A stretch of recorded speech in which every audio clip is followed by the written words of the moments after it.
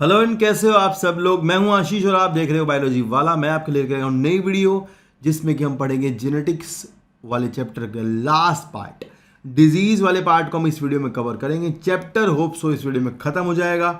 इसके बाद वाली वीडियोज में आपको मोलिकुलर बायोलॉजी, मोलिकुलर वाला चैप्टर, डीएनए वाला चैप्टर मिलेगा और या फिर एवोल्यूशन में कराऊंगा। तो इट डिपेंड्स क्या कराने वाला हूं। तो लेकिन इस वीडियो में हम डिजीज वाले पार्ट को कवर करेंगे। इससे पहले के जो आपने नहीं पढ़े तो आप डिस्क्रिप्शन में जाकर के देख सकते हैं, वहां मैंने प्लेलिस्ट का लिंक है। बाकी सभी वीडियोस के वहां प्रॉपर लिंक हैं। इससे पहले का एक पार्ट है जो कि मैंने डिलीट किया है, गलत हो गया था वो, दोबारा से मुझे डालना पड़ेगा, तो मैं कल उसको डालूंगा। तो आप बस चैनल के साथ बने रहना, लगातार अपने दोस्तों को शेयर करना, पूरी वीडियो देखना, छोड़ना मत बीच में। ये बहुत गलत बात होती है कि स्टार्ट करके छोड़ देते हैं। पूरी वीडियो देखना शुरू से एंड तक। ये आपकी नीट की तैयारी में मील का पत्थर साबित होगी अगर आप नीट की तैयारी कर रहे हैं। आपको लगेगा कि कोई पढ़ा रहा है, आपको लगेगा कि कोई हमारे साथ है। मैं आपका पूरे एग्ज़ाम के एंड तक आपका साथ दूंगा और साथ ही साथ मैं आपको इस चैनल पर बहुत सारी वीडियोस लगातार बना के देता रहूँगा। तो आज की वीडियो शुरू करते हैं, ज़्यादा बातें नहीं करते हैं। पहले डिजीज़ है कलर ब्लाइंडनेस।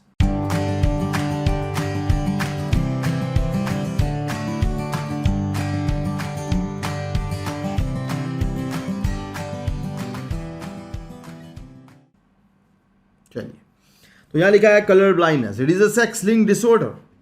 ये सेक्स लिंक रिसेसिव डिसऑर्डर है। तो हमने कल लास्ट वीडियो में समझाया था कि सेक्स लिंक रिसेसिव डिसऑर्डर किस तरह से इनहेरिट होते हैं। मैं आपको एक बार दोबारा बताता हूँ। इनका इनहेरिटेंस इस तरह से होता है, जैसे मान लो अगर हम कलर ब्लाइंडनेस की बात करें तो भाई कलर ब्लाइंडनेस की मान लो एक फीमेल है, ये इसकी जो एलील है, इसके एक एलील पर ये एक जो क्रोमोसोम है, यहाँ पर हम कलर ब्लाइंडनेस का एलील बना लेते हैं, मतलब रिसेसिव एलील। एक हमारा डोमिनेंट एलील है ये वाला, और इसके साथ साथ हम इसका क्रॉस कराते हैं एक नॉर्मल मेल के साथ में जो कि बीमार नहीं है, जिनके ऊपर कलर ब्लाइंडनेस का जीन नहीं है। तो भाई इनके गैमेट बनेंगे तो इनमें संभावना आने वाली संतानों की क्या होगी, ऐसा सवाल देखते हैं। तो यहाँ पर अगर हम इसका क्रॉस कराते हैं तो हमारे पास दो डोमिनेंट लील हो जाए। डोमिनेंट को लिखने की आवश्यकता नहीं है, वैसे मैं बताऊँ आपको, डोमिनेंट मतलब नहीं लिखा तो डोमिनेंट है ही। तो ये हमारी एक नॉर्मल फीमेल होगी। अगर मान लो इसका जो क्रॉस है इसके साथ होगा तो एक नॉर्मल मेल पैदा होगा, और अगर इसका क्रॉस के साथ जाता है तो एक करियर फीमेल होगी, पर ये भी नॉर्मल होगी। और अगर ये इसके साथ जाती है तो हमारे पास यहाँ पर एक बच्चा बीमार होने की संभावना बनती है। कुछ इस तरह से sex linked recessive disorder inherit होते हैं।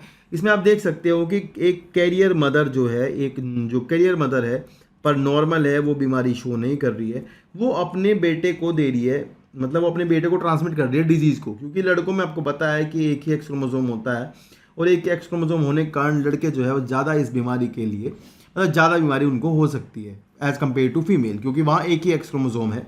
और यहाँ आप देख सकते हो कि अगर इस चार्ट में हम देखें तो 25% जो बॉयज़ हैं, सॉरी 25% जो चाइल्ड है वो बीमार हैं। बाकी ये तीनों जितने भी हैं सारे के सारे नॉर्मल हैं। अगर आपको पूछा जाएगा कि भाई कितने परसेंट बॉयज़ बीमार हैं, तो बॉयज़ में आप देखोगे दो बच्चे हैं, एक ये है एक ये लड़का, तो इसमें से 50% बॉयज़ बीमार हैं। टोटल चाइल्ड में आप अगर देखोगे तो आपको मिलेगा 25%, और अगर खाली बॉयज़ में देखोगे तो 50% बॉयज़ बीमार हैं। इसका इनहेरिटेंस क्रिस क्रॉस इनहेरिटेंस होता है। लाइक इनहेरिटेंस के टाइम पर आप ध्यान रखना कि ये जो डिजीज़ होती हैं, मतलब जो एक्स लिंक्ड रिसेसिव डिजीज़ होती हैं, ये mother to their son to their daughter इस तरह से जाती हैं, या फिर father to their daughter to their son. ये opposite via opposite sex travel करती होती हैं। इसको हम क्रिस क्रॉस इनहेरिटेंस कहते हैं। ये आप बात समझ जाना।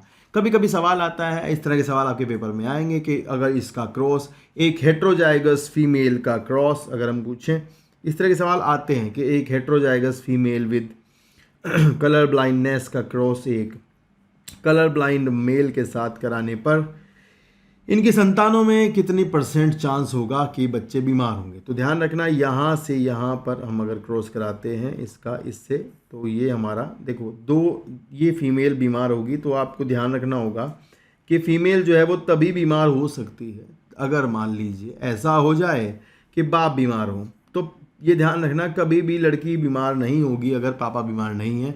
ये रूल है, थंब रूल है, बना लो दिमाग में, याद रखना है कि पापा बीमार होंगे तभी लड़की बीमार होगी, मतलब अदरवाइज लड़की बीमार नहीं होती है। दूसरा, यहाँ से आप देख सकते हो अगर ये जाएगा इसके साथ में तो यहाँ पर हमें एक बॉय जो होगा वो भी बीमार मिलेगा, कलर ब्लाइंड। अगर ये इसके साथ जाता है तो एक लड़की मिलेगी जो कि कैरियर होगी, ठीक है ना, और एक लड़का मिलेगा नॉर्मल। तो यहाँ टोटल जो चाइल्ड हैं, टोटल चाइल्ड में से दो बच्चे बीमार हैं, यानी 50% बच्चे जो है वो बीमार हैं। अगर हम देखेंगे टोटल लड़कियों में, तो लड़कियों में भी 50% गर्ल जो है वो बीमार है, बॉयज़ में देखोगे तो 50% बॉयज़ बीमार है। तो इस तरह के सवाल आपके पेपर में आ सकते हैं। बाकी हम देखते हैं यहाँ पर हुआ क्या है। हुआ ये है कि एक एलील होता है, एक जीन होता है जो कि एक्स क्रोमोसोम पर पाया जाता है, जो कि ग्रीन और रेड कलर दिखाने में सक्षम होता है। अगर वो जीन रिसेसिव हो जाए तो वो कलर आपको दिखाई नहीं देता। यहाँ लिखा है it is a sex linked recessive disorder and due to the defect in either red और ग्रीन कोन। तो आपको पता है रेड ग्रीन कोन जो है वो डे लाइट में आपको कलर दिखाने में मदद करते हैं, resulting in the failure of discriminate between the red and green colour. This defect is due to the mutation in certain genes present on the X chromosome. ध्यान रखना है इसका जीन कहाँ होता है, एक्स क्रोमोसोम पर होता है। जब वो रिसेसिव हो जाता है तो काम नहीं होता है। And it occurs in about 8% of the male. ये याद कर लेना, डाटा नीट में आता है यहाँ से। और लगभग फीमेल में ये 0.4% तक हो सकता है। फीमेल में तभी होगा अगर पापा बीमार होंगे तो। This is because the gene that lead to the red green colour blindness are on the X chromosome. Male have only one X chromosome and female have two. The son of a women who carries the gene has a 50% of chance being colorblind and the mother is not herself colorblind because the gene is recessive। तो माँ जो है career होगी, heterozygous होगी, बीमार नहीं होगी। That means that its effect is suppressed by her matching dominant normal gene। A daughter will not normally be colorblind जब तक उसके पापा बीमार ना हो। ये रूल है, इसे दिमाग में बैठा लेना।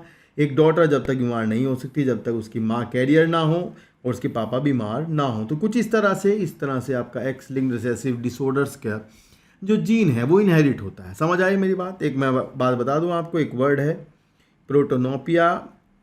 जो रेड कलर ब्लाइंडनेस होती है उसको कहते हैं प्रोटोनोपिया, और जो ग्रीन होती है उसको कहते हैं ड्यूटेरोनोपिया।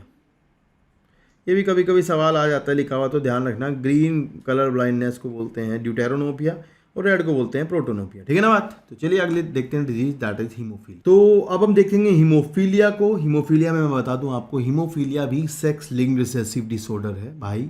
इसमें भी कोई बड़ी बात नहीं है। पर बात क्या है, बात ये है कि अगर आपको पता हो ब्लड क्लोटिंग के बारे में थोड़ा बहुत, तो मैं बता दूं ब्लड क्लोटिंग में होते हैं फैक्टर्स। यहाँ मैं सीधा सा सवाल बताता हूँ। अगर मान लो ब्लड क्लोटिंग का फैक्टर नंबर 8 का जीन रिसेसिव हो जाए, जिसका जीन एक्स क्रोमोसोम पर ही होता है, अगर फैक्टर 8 का जीन रिसेसिव हो गया है तो सीधी सीधी बात है आपको ब्लड क्लोटिंग होने में देर लगेगी, ब्लड क्लोटिंग नहीं होगी। तो इसको अपन कहते हैं हीमोफीलिया ए। ठीक है। अगर आपका ब्लड क्लोटिंग का फैक्टर नंबर 9 नहीं है तब आपको होगा हीमोफीलिया बी। तो एक तो ये दो बातें ध्यान रखना। ठीक है। इसको हीमोफीलिया बी को कहते हैं क्राइसमस डिजीज। ये भी सवाल कभी कभी आता है, क्राइसमस डिजीज किसे कहते हैं, तो आप कर देना। ठीक है, अगर आया तो। वरना तो यही आएगा कि कौन सा फैक्टर, ये भी नहीं आएगा, सीधा सीधा आएगा कि ब्लड क्लोटिंग का फैक्टर का जो जीन होता है वो एक्स क्रोमोसोम पर होता है। अगर वो रिसेसिव हो जाता है तो वो आपका हीमोफीलिया हो जाएगा, मतलब ब्लड क्लोट नहीं होगा। इसको ब्लीडर्स डिजीज़ भी कहते हैं, इसको रॉयल डिजीज़ भी कहते हैं, क्योंकि ये रॉयल ख़ानदान में देखी गई थी। यहाँ भी ट्रांसमिशन ऑफ जीन इसी तरह से होगा जैसे मैंने आपको पीछे समझाया है। मतलब मदर कैरियर होगी तो बीमार नहीं होगी, मदर तभी बीमार होगी अगर पापा बीमार होंगे, और माँ कैरियर होगी। ठीक है ना। और मतलब वही सेम टू सेम जैसे आपका कलर ब्लाइंडनेस का इनहेरिटेंस होता है वैसे ही इसका भी इनहेरिटेंस होता है। टाइम वेस्ट करने की जरूरत नहीं है, आप सवाल कर दोगे। ध्यान से पढ़ना, ध्यान से करना। बस यही ध्यान रखना कि कौन कब बीमार होगा, कैसी कंडीशन, जीनोटाइप कैसा होता है, कैसा लिखना होता है, तब ये आपका सवाल बन जाएगा। पढ़ते हैं एक बार। लिखा है the sex linked recessive disease which shows it's transmission from unaffected carrier female. देखो अनअफेक्टेड कैरियर फीमेल खुद तो बीमार होती नहीं है, पर आगे बच्चों को ना बीमार करती है, वो भी लड़कों को। ठीक है ना। और बच्चियों को देती है कैरियर, मतलब बच्चियों को कैरियर बनाती है लड़कियों को। Or the male progeny has been widely studied. In this disease, a single protein that is a part of the cascade of proteins involved in the clotting of blood is affected. Due to this, an affected individual is a simple cut will result in non-stop bleeding. The heterozygous female, that is X के ऊपर अगर हम कहें, ये heterozygous होगी। ठीक है ना, ऐसी। The heterozygous female carrier for hemophilia may transmit the disease to sons. माँ जो है वो बच्चों को मतलब अगर हेट्रोजाइगस फीमेल है तो 50% लड़के बीमार होंगे, ये रूल है, याद कर लो। The possibility of female becoming a hemophilic is extremely rare because mother of such a female has to be least carrier and the father should be hemophilic. वही बात है, बाप बीमार होना चाहिए. Unavailable at the later stage of life, मतलब और ऐसा भी नहीं होता शादी के टाइम पर बाप वो बचेगा भी नहीं जिसको हीमोफीलिया होगा, तो ये रेयर केस है ना. The family pedigree of Queen Victoria shows a number of haemophilic descendants carrier of the disease. तो भैया ये ध्यान रखना है, इसी की वजह से इनको रॉयल डिजीज़ भी कहा जाता है क्योंकि ये रॉयल ख़ानदान में हुई थी. ठीक है ना बात. चलिए अगला हेडिंग है सिकल सेल एनीमिया. इसके बारे में आप समझ लीजिए, थोड़ा सा बात है ध्यान देने की. ये यहाँ किताब में जो लिखा है वही पढ़ना है, इधर उधर से नहीं पढ़ना है. कहीं और कुछ और मिल जाएगा इसमें, ये ध्यान रखना. आपको याद करना होगा कि ये एक ऑटोसोमल रिसेसिव डिसऑर्डर है. पहली बात तो ये. दूसरा बात मैं समझा दूँ आपको, इसकी जो इनहेरिटेंस है वो इस तरह से होती है. इसके जीन ऑटोसोम्स पर प्रेजेंट होते हैं. ऑटोसोम पर भी जो आपका 11 नंबर का क्रोमोसोम है उस पर इसका जीन है. इस बीमारी का जीन 11 नंबर के जो क्रोमोसोम है वहाँ होता है. मैं बता दूँ होता क्या एक्चुअली. पहले आप इसकी इनहेरिटेंस समझ लीजिए. मान लीजिए ये एक हीमोग्लोबिन का बीटा जीन है. एक्चुअली मैं बताऊँ आपको पहले पूरी बात. जो हीमोग्लोबिन होता है उसमें 2 चेन होती है, एक अल्फ़ा और 2 बीटा, मतलब 2 बीटा चेन और 2 अल्फ़ा चेन से मिलकर हीमोग्लोबिन बनता है. तो ये प्रॉब्लम जो है वो बीटा चेन के जीन की है. बीटा प्रोटीन बीटा पॉलीपेप्टाइड की प्रॉब्लम है. उस बीटा चेन का जो जीन होता है जो 11 नंबर के क्रोमोसोम पर होता है उसमें म्यूटेशन हो जाता है और ये काम जीन नहीं करती, या फिर जीन जो काम करती है उससे जो प्रोटीन बनती है वो गलत बनती है ना.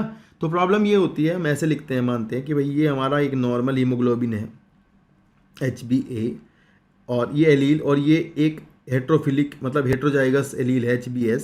ये सिकल सेल एनीमिया का एलील है, ये नॉर्मल हीमोग्लोबिन का एलील है. और 2 हेट्रोजाइगस पर्सन का अगर क्रॉस कराते हैं HbA HbS का, तो हमारे पास आने वाली जनरेशन में HbA HbA HbA HbS HbA HbS और HbS ये मिलेगा. तो ये जो लास्ट वाले होंगे ना ये तो बस मरे, मतलब ये तो है ही नहीं, क्योंकि इनके दोनों एलील सिकल शेप हो गए हैं. तो मतलब इसमें बीटा चेन जो होगी हीमोग्लोबिन की बनेगी ही नहीं. बीटा चेन जो बनेगी वो बिल्कुल ही ख़राब होगी, वो हीमोग्लोबिन सस्टेन ही नहीं कर पाएगा. तो ये डाई हो जाते हैं. एक्चुअली रियल पिक्चर तो ये है कि ये मर जाते हैं, लीथल हो जाता है ये जीन, जो कि NCERT ने बताया नहीं है. लीथेलिटी में रेशो फिर आपका 2:1 बैठेगा, लेकिन हमें यहाँ ऑटोसोमल रिसेसिव के हिसाब से बताना है तो रेशो हमारा 1:2:1 बैठेगा. समझ रहे हो मेरी बात को. तो NCERT ने ये वाली लीथल वाली कॉन्सेप्ट को यहाँ नहीं बताया. मतलब ये जो अगर ऐसा सिचुएशन ऐसा जीनोटाइप बनता है तो ये मर जाएगा. ठीक है, ये होगा ही नहीं, ये शादी वादी तक पहुँचेगा ही नहीं, तो फिर आगे ट्रांसमिट नहीं करेगा. तो हमें जो मिलेंगे वो हमेशा ऐसे ही मिलते हैं जिनमें कि ऐसे एलील देखने को मिलते हैं, मतलब जिनमें ऐसा जीनोटाइप देखने को मिलता है, हेट्रोजाइगस कंडीशन देखने को मिलती है. इस तरह से इसका इनहेरिटेंस होता है ऑटोसोमल रिसेसिव के ढंग से. मैंने वही बताया जो पढ़ाना है, जो किताब में है. ठीक है, तो ये ध्यान रखना. अभी अपन पढ़ते हैं होता क्या है बीमारी के अंदर. यहाँ होता ही है, आप ध्यान से यहाँ देखोगे, यहाँ देखना ये है कि जो हीमोग्लोबिन की बीटा चेन है उस बीटा चेन के जीन में, मतलब बीटा चेन का जो जीन है उस जीन में ये जो 6 नंबर का कोडोन है, यहाँ पर आप देख सकते हो 6 नंबर का कोडोन है DNA का.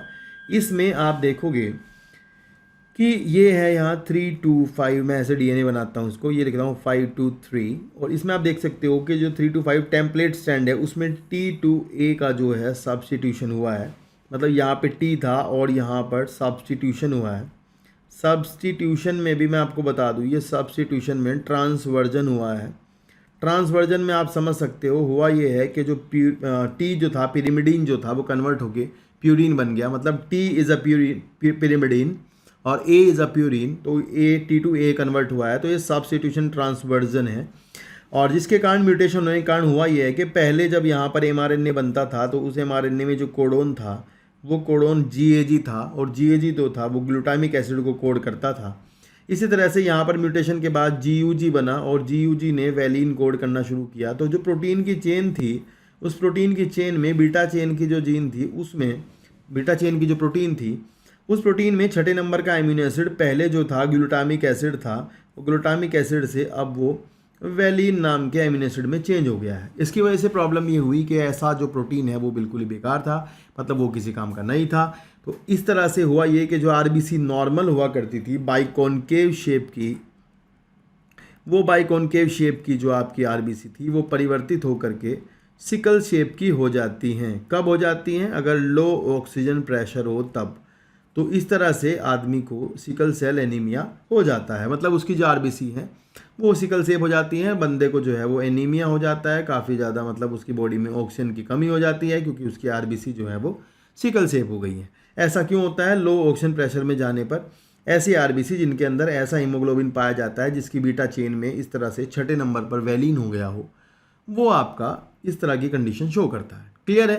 तो छठे नंबर के कोडोन पर सब्स्टिट्यूशन म्यूटेशन हो जाने के कारण ग्लूटामिक एसिड जो बन रहा था वह अब नहीं बन रहा है, वह वैलीन में परिवर्तित हो गया है। ध्यान रखना है, याद करना है, छठा नंबर, पोजीशन, एमिनो एसिड और म्यूटेशन क्या हुआ है, कोडोन क्या था, कौन सा कोडोन किसे कोड करता है, पूरा लर्न करना है। GAG GUG सब लर्न करना है, ठीक है।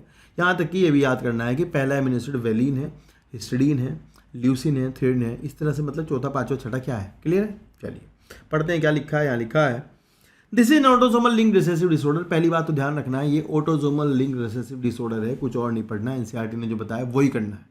लिखा है that can be transmitted from parents to the offspring when both the parents are carrier. अगर दोनों कैरियर होंगे, मतलब जैसे मैंने आपको समझाया था वैसे ही, तभी आगे बीमारी की संभावना बनती है। The disease is controlled by the single pair of allele HBA and HBS. Out of the 3 possible genotype, only homozygous individual, that is HBH SBS, are showing the disease phenotype. तो ये तो मर ही जाएंगे, डिजीज क्या show करेंगे। Heterozygous HBA HBS individual appear apparently unaffected, but they are carrier on the disease. There is a 50% probability of transmission of the mutant gene to the progeny, thus exhibiting sickle cell trait. The defect is caused by, ये आप यहाँ से mark करोगे, सवाल है कि defect जो है क्यों हुआ है, सब्स्टिट्यूशन ट्रांसवर्जन के कारण, substitution of glutamic acid to valine, next page पर लिखा होगा, ग्लूटामिक एसिड से बदल करके वैलीन बन गया है।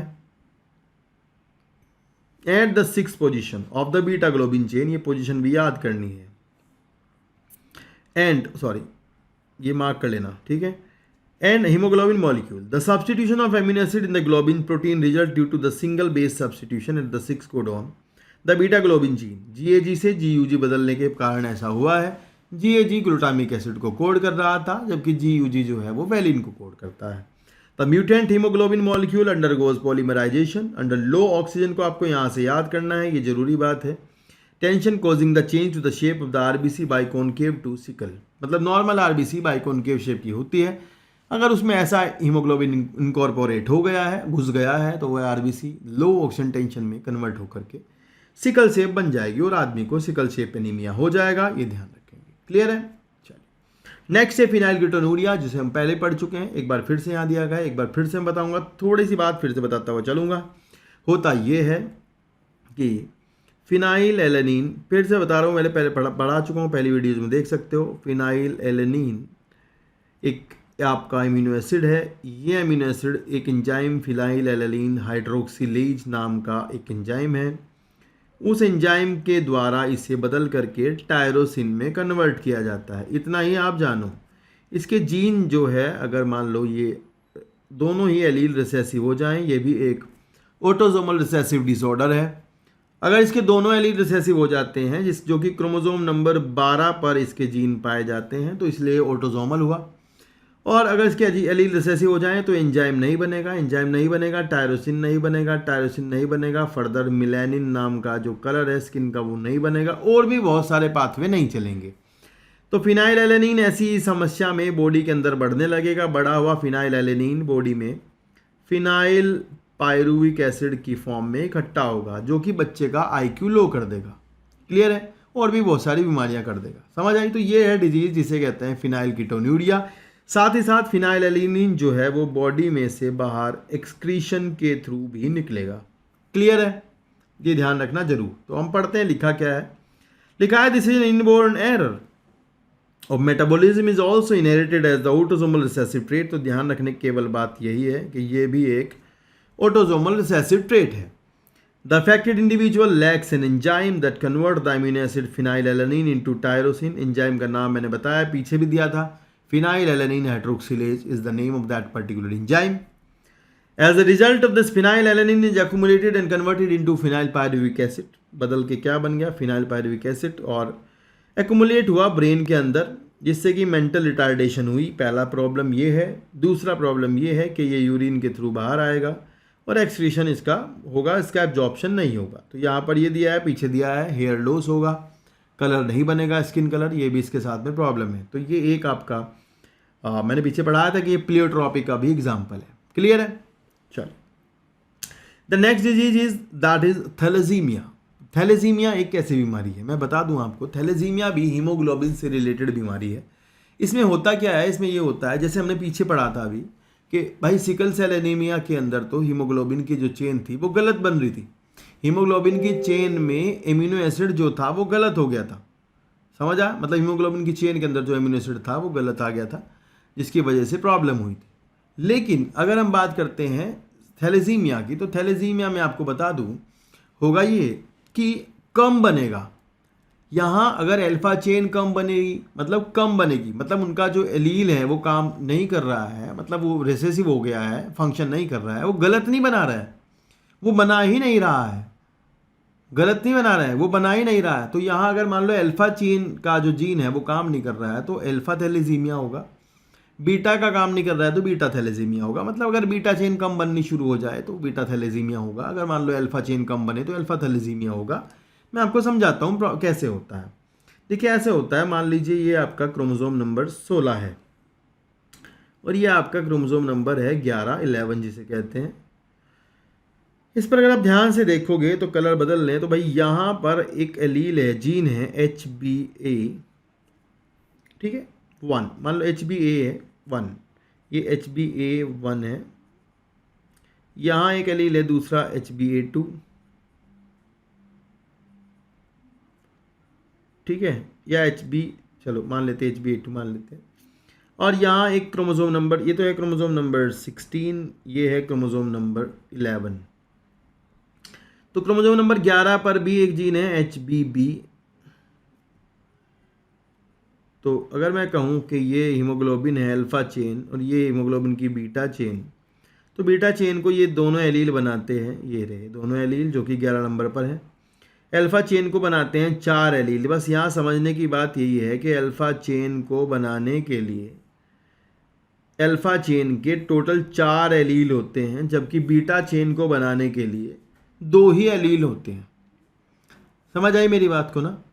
तो अगर मान लो ऐसा हो कि अल्फा चेन के, मैं ऐसे बना रहा हूँ, चारों एलील मौजूद हैं तो कोई प्रॉब्लम नहीं है।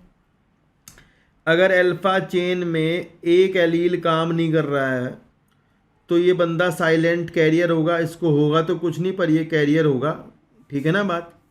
अगर कंडीशन ऐसी हो जाए कि अल्फा के 2 एलील गायब हैं और 2 नहीं हैं, तब हम इसको बोलेंगे कि इसको अल्फा थैलेसीमिया हुआ है।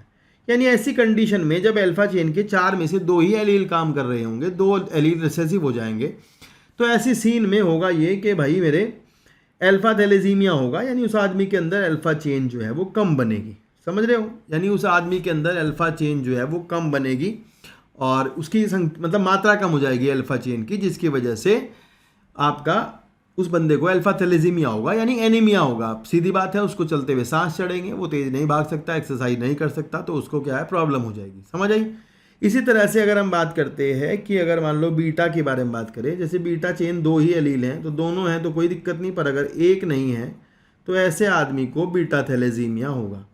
तो आप देख सकते हो बीटा थैलेसीमिया के चांस जो है वो ज़्यादा हैं as compare to the alpha thalassaemia. समझ आई? बीटा थैलेसीमिया के चांस ज़्यादा है अल्फा थैलेसीमिया के बजाय, क्योंकि उसके 2 ही एलील होते हैं, 4 नहीं होते। और यहाँ पर आप समझ सकते हो कि ये एक क्वांटिटी की प्रॉब्लम है, ना कि किसी क्वालिटी की। मतलब यहाँ बीटा चेन या अल्फा चेन खराब नहीं बन रही है, गलत नहीं बन रही है, यहाँ क्वांटिटी की प्रॉब्लम आ रही है, क्वांटिटी कम और ज़्यादा हो रही है। समझ आई मेरी बात को? तो एक बार पढ़ते हैं थ्योरी में क्या लिखा है। लिखा है कि ये भी एक ऑटोसोमल लिंक्ड रिसेसिव डिसऑर्डर है।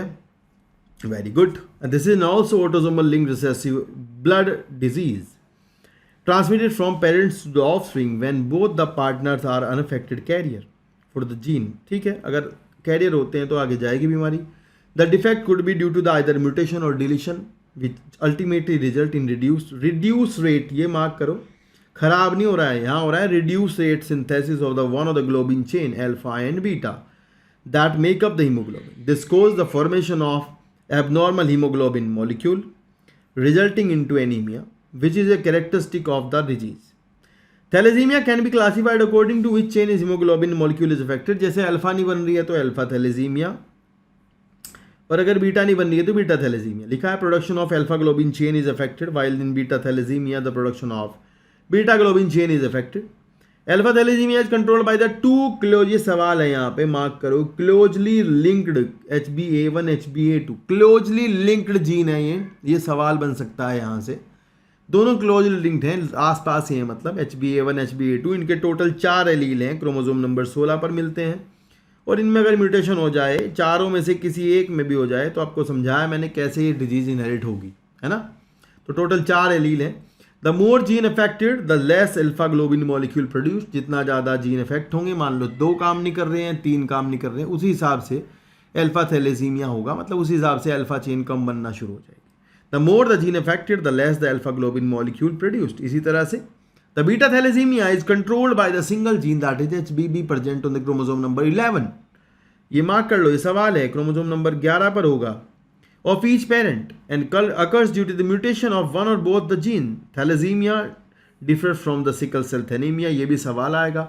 देखो यार, ऐसा था सिकल सेल एनीमिया में क्वांटिटी की प्रॉब्लम नहीं थी, क्वालिटी की प्रॉब्लम थी। यहाँ आपको ध्यान रखना है, यहाँ क्वालिटी की प्रॉब्लम है, थोड़ी यहाँ क्वांटिटी की प्रॉब्लम है, क्वालिटी की नहीं। सिकल सेल एनीमिया में क्वालिटी प्रॉब्लम थी, तो ये सवाल यहाँ से आएगा कि सिकल सेल एनीमिया एक क्वालिटेटिव प्रॉब्लम है, जबकि जो आपका ये है ये एक क्वांटिटेटिव प्रॉब्लम है थैलेसीमिया। तो एक सवाल ये है लास्ट जो आपको यहाँ से मिलने वाला है, ठीक है ना। तो आपको होप सो आपको ये टॉपिक समझ में आ गया होगा, है ना। नहीं आया तो आप कमेंट करके बता सकते हैं, नई वीडियो मैं अलग से बना दूंगा इसके ऊपर, ठीक है ना। Thank you so much. चलिए आगे देखते हैं, आगे chromosomal disorder and the last topic of chapter. Last topic है चैप्टर का भाई, और चैप्टर हो जाएगा खत्म। बहुत बड़ा था, बहुत दिन हो गए पढ़ाते पढ़ाते। अब आगे हम फिर मॉलिक्यूलर बायोलॉजी को शुरू करेंगे, वो भी बहुत बड़ा है, पेशेंस बनाए रखें, साथ साथ चलते रहना बस। और सब्सक्राइब कर दो यार, है ना, कर दो, ठीक है ना। जो देख रहे हैं वो तो कर ही दो, और जो नहीं देख रहे हैं वो भी, उनका भी धन्यवाद होगा। लिखा है क्रोमोसोमल डिसऑर्डर्स, तो क्रोमोसोमल डिसऑर्डर्स मतलब वो जेनेटिक प्रॉब्लम नहीं है, क्रोमोसोम्स में प्रॉब्लम हो, क्रोमोसोम के नंबर, यहाँ पर तो नंबर के बारे में बात हो रही है। क्रोमोसोमल एब्रेशन 2 तरह की होती हैं, न्यूमेरिकल होती है, स्ट्रक्चरल होती है। स्ट्रक्चरल यहाँ दी नहीं गई है, न्यूमेरिकल प्रॉब्लम्स यहाँ दी गई हैं। अगर क्रोमोसोम की नंबर ज़्यादा या कम हो जाए, उसके हिसाब से कौन सी बीमारी होती है उसके बारे में बात हो रही है। तो यहाँ एक केस तो ये है कि अगर क्रोमोसोम की नंबर 2n से 3n 4n 5n 6n इस तरह से बढ़ जाए तो उसे क्या कहते हैं, या फिर 1-2 क्रोमोसोम ऊपर नीचे हो तो उससे क्या प्रॉब्लम होती है, समझ लेना। पहले तो ये समझना कि नंबर ज़्यादा कम क्यों होती है, और फिर हम समझेंगे आगे चल कर के प्रॉब्लम क्या है। तो मैं सबसे पहले बता दूं आपको कि जिस समय पर क्रोमोसोम डिवाइड हो रहे होते हैं, मतलब गेमिट फॉर्मेशन हो रहा होता है या फिर सेल डिवाइड कर रही होती है, तो उस समय पर मैं बता दूं आपको, अगर मान लो जो स्पिंडल एपरेटस है, स्पिंडल एपरेटस पूरी प्रॉपर तरीके से नहीं बन पाता है। सपोज करो ये सेल है कोई, मान लेते हैं, और इसमें स्पिंडल एपरेटस ऐसे बनना था, और फिर ये क्रोमेटिड जो है सेपरेट हो जाते और 2 सेल बनती जिनमें कि क्रोमोसोम की नंबर इक्वल हो जाती ऐसे। पर अगर ऐसा नहीं होता है और आपका ये मान लो ये वाला जो आपका स्पिंडल फाइबर है ये प्रॉपर यहाँ पर अटैच नहीं होता, या फिर कोई भी नहीं बनता, या फिर स्पिंडल एपरेटस बनता ही नहीं है, तो ऐसे केस में जो सेल होगी, सेल के अंदर क्रोमोसोम की नंबर एकदम से, अभी तो देखो 2 क्रोमोसोम हैं, अगर इसके बाद अगर एपरेटस नहीं बनता तो जो क्रोमेटिड्स है वो सेपरेट हो जाएंगे और सेल के अंदर क्रोमोसोम हो जाएंगे 4।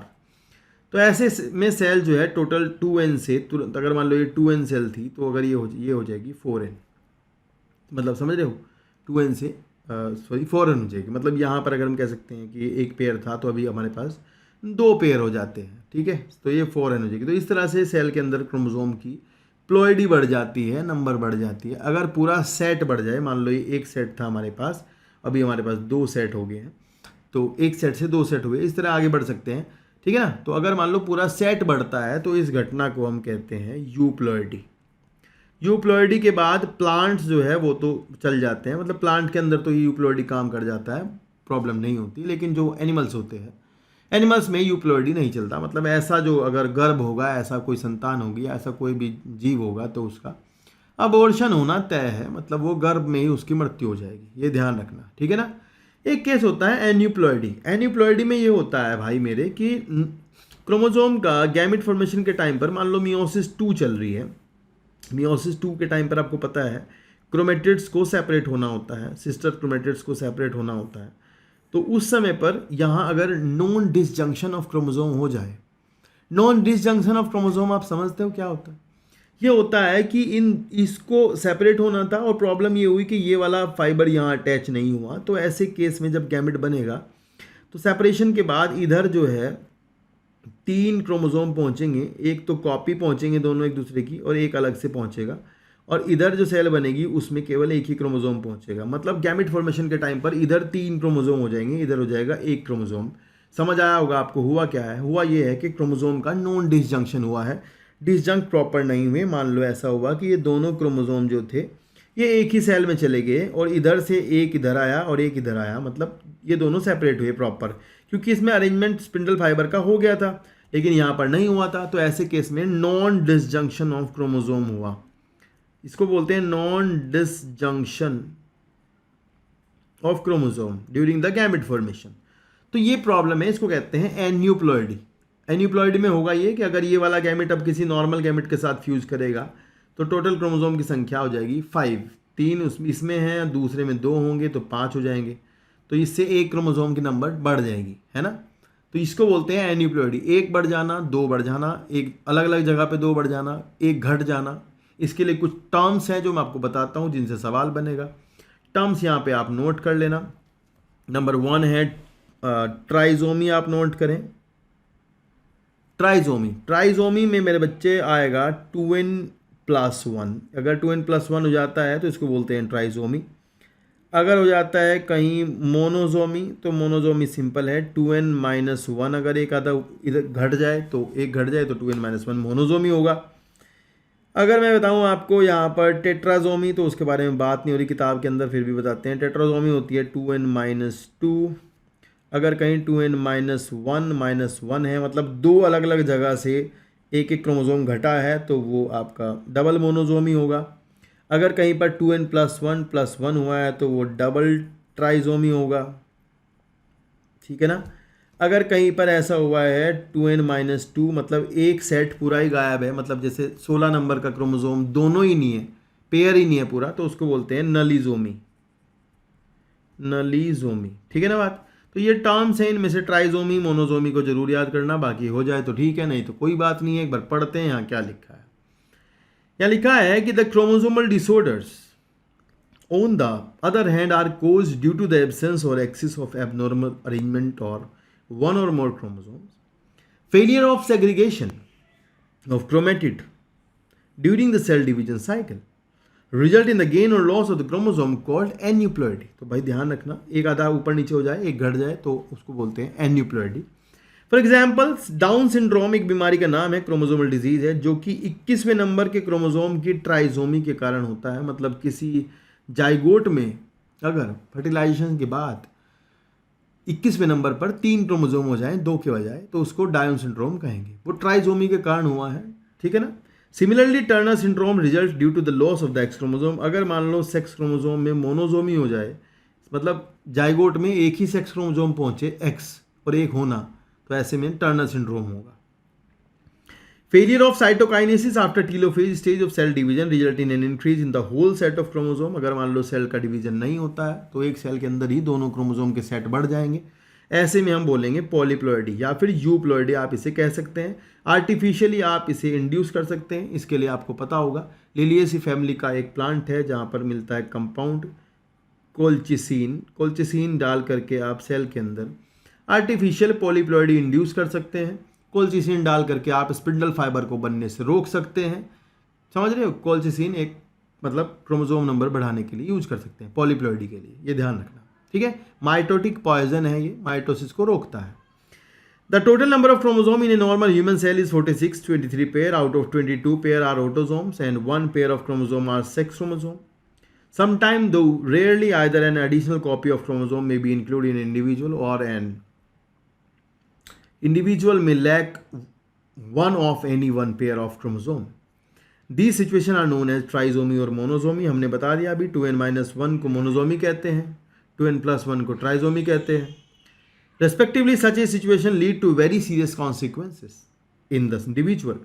Down syndrome, Turner syndrome, Klinefelter syndrome, 3 बीमारियों के यहाँ नाम है, तीनों को देखते हैं और फिर चैप्टर खत्म।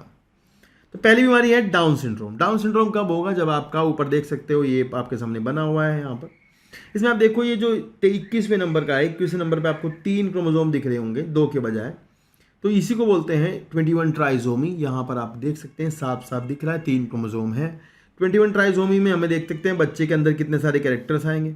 फ्लैट बैक होगी, फिंगर्स में मैनी लूप होंगे, पाम क्रीज होगी, ब्रॉड फ्लैट फेस होगा, बिग एंड रिंकल टंग होगी, हार्ट में छेद हो सकता है, कॉन्जेनाइटल हार्ट डिजीज़ हो सकती है, साथ ही साथ एल्जाइमर्स इसके साथ जुड़ा हुआ है। जरूर याद करना, एल्जाइमर डिजीज़ होगी, भूलने की बीमारी। बीटा अमाइलॉइड प्रोटीन की ये प्रॉब्लम होती है, मैं आपको बता रहा हूँ, ये ध्यान रखना। तो ये वाली सारी डिजीज याद करनी है कि डाउन सिंड्रोम में क्या क्या हो सकता है। ये जो लिखा है सब हो सकता है, लर्न करना है, ठीक है। पढ़ते हैं। लिखा है down syndrome, the cause of this genetic disorder is the presence of an additional copy of the chromosome number 21। This disorder was first describe by Langdon down. इनको मार्क कर लो, इनका सम्मान दिया जाएगा, सवाल बन सकता है। The affected individual is short statured with an small round head. चेहरा चांद के समान गोल होगा, फरोड टंग होगी, पार्शली ओपन माउथ, मुंह खुला, मुंह से पानी चलता हुआ, palm and broad with characteristic palm crease and psychomotor physical and mental problems are there। बच्चा मेंटली रिटार्ड होगा, ठीक है। तो ये वाली डिजीज और फोटो पे जो लिखा है सब लर्न करना है, जो कि डाउन सिंड्रोम में होता है। नेक्स्ट है क्लाइनफेल्टर सिंड्रोम। अगर मान लो सेक्स क्रोमोसोम की ट्राइजोमी हो जाए, सेक्स क्रोमोसोम बढ़ जाए, XXY हो गया, मतलब टोटल क्रोमोसोम 47 हो गए, तब हम बोलते हैं कि ये बीमारी क्या कहलाती है? क्लाइनफेल्टर सिंड्रोम कहलाती है। लिखा है this genetic disorder is also cause due to the presence of an additional copy of X chromosome resulting in to karyotype that is 47 XXY। Such an individual has overall masculine development. अगर आपको कभी ये सवाल आए कि karyotype हम कहाँ देख सकते हैं, आप बताओगे मेटाफेज में, ठीक है ना। क्रोमोसोम का कैरियोटाइप कहाँ देख सकते हैं? मेटाफेज में। सच an individual has overall masculine development, मतलब मेलनेस का डेवलपमेंट होगा। फीमेल कैरेक्टर भी आएंगे, उसको बोलते हैं गायनेकोमेस्टिया। फीमेल के मतलब ब्रेस्ट हो जाएंगे मेल में, तो उसको बोलते हैं गायनेकोमेस्टिया, ये वाला कैरेक्टर आएगा। And such individual are style, मतलब ये संतान को जन्म नहीं दे सकते। तो यहाँ से गायनेकोमेस्टिया मेन सवाल है, वो याद कर लेना। नेक्स्ट है टर्नर सिंड्रोम। अगर सेक्स क्रोमोसोम की मोनोजोमी हो जाए, सेक्स क्रोमोसोम एक ही हो 2 के बजाय, तो उसको टर्नर सिंड्रोम कहते हैं। टोटल क्रोमोसोम यहाँ पर 45 होंगे, जरूर याद कर लेना। Such a disorder is caused due to the absence of one of the X chromosome, that is the 45X0, and such female are sterile, ovary are rudimentary। इनके अंदर मतलब ये बांझ होंगी, बच्चों को जन्म नहीं दे सकती, पर फीमेल होंगी, ये ध्यान रखना क्योंकि ये X है। Other features including lack of secondary sexual characters, ये सब होगा, ठीक है ना बात। तो यहाँ हमारा जो चैप्टर था ये समाप्त हो जा रहा है। होप सो आपको पूरा चैप्टर समझ में आया होगा। नहीं आया तो कमेंट करके बता सकते हैं। एक वीडियो बीच की मैंने डिलीट की है किसी वजह से, दोबारा मैं डाल दूंगा, कल डाल दूंगा उसको मैं। तो ये आपने जो है पूरा चैप्टर ध्यान से देखा होगा, पढ़ा होगा, समझ में आया होगा। नहीं आया तो कमेंट करके बता सकते हैं। बाकी लगातार चैप्टर आपको नीट के लिए यहाँ पर लगातार चैनल पर सामान मिलता रहेगा, जो कि आपकी नीट की तैयारी को सुगम और सुचारू रूप से कराएगा। साथ ही साथ मैं आपको क्वेश्चंस, इंपॉर्टेंट क्वेश्चंस की वीडियोस भी डालूंगा, कॉन्सेप्ट की वीडियो डालूंगा। और आप बस इतना काम करना कि दोस्तों को शेयर करना, सब्सक्राइब करना और सब कुछ करना, ठीक है ना। बस सपोर्ट करना, आपका सपोर्ट ही मेरी हिम्मत है। थैंक यू सो मच पूरा देखने के लिए। मिलते हैं नेक्स्ट वीडियो में। टेक